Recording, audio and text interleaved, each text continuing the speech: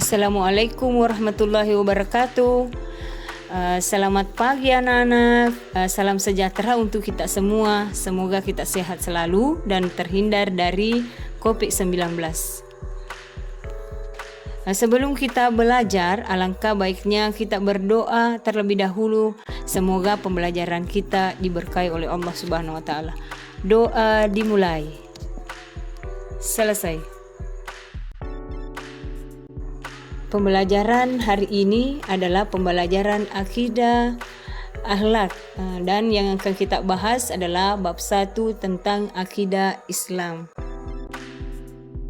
Nah, materi yang akan kita bahas adalah akidah Islam. Ada 3 yang akan kita bahas di sini. Yang pertama adalah pengertian akidah Islam, dan yang kedua dasar-dasar akidah Islam, dan yang ketiga tujuan mempelajari akidah Islam. Yang pertama, masalah pengertian akidah Islam. Makna akidah secara bahasa berasal dari kata aqada yaqidu aqidatu, yang berarti ikatan atau perjanjian. Yang dimaksud akidah adalah janji atau keyakinan kepada Allah Subhanahu wa taala. Dan menurut istilah, akidah adalah suatu pokok atau dasar keyakinan yang harus dipegang oleh orang yang mempercayainya.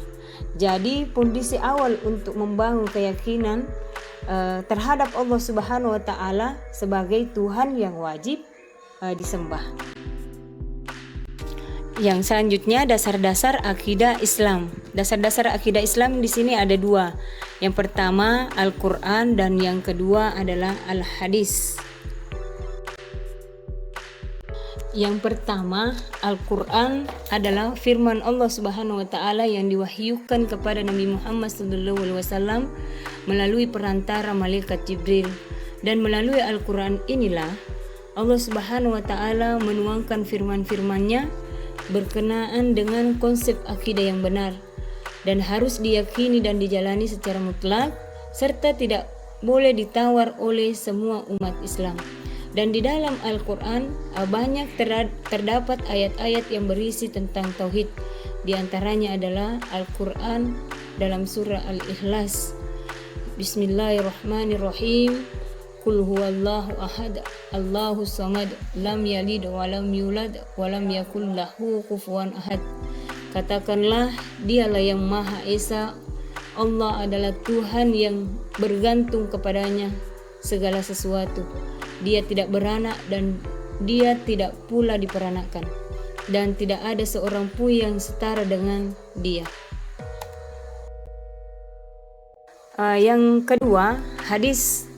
Hadis ialah segala ucapan, perbuatan dan takrir, sikap diam Nabi Muhammad SAW.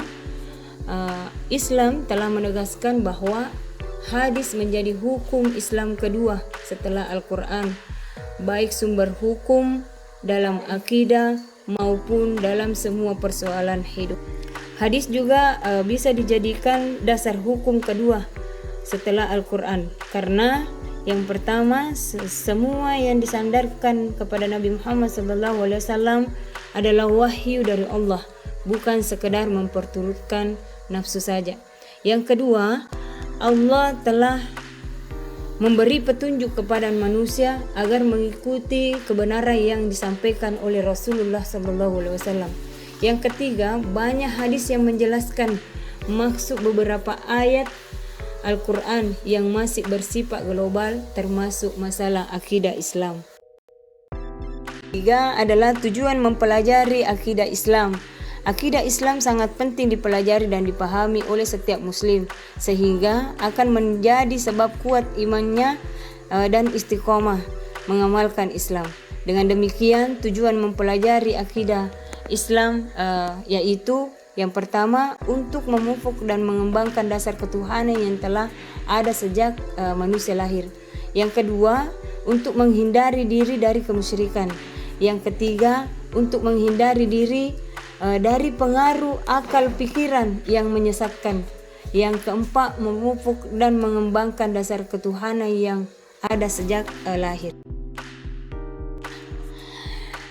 dari pembahasan tadi kita dapat melihat manfaat mempelajari akidah Islam, yaitu yang pertama untuk memperoleh petunjuk hidup yang benar sesuai kehendak Allah Subhanahu wa taala. Yang kedua, selamat dari pengaruh kepercayaan sesat yang hanya akan membawa kerusakan dan hidup yang jauh dari kebenaran. Yang ketiga, kebenaran yang benar dapat mengangkat manusia menuju derajat yang paling tinggi. Selanjutnya, tidak mudah dipengaruhi oleh kemewahan hidup di dunia. Dan yang terakhir, mendapat jaminan surga dan selamat dari neraka insya-Allah. Itulah tadi pembahasan tentang akidah Islam. Mudah-mudahan bermanfaat. Dan sekian dari saya. Terima kasih. Wallahu muwaffiq ila aqwamit thariq. Wassalamualaikum warahmatullahi wabarakatuh.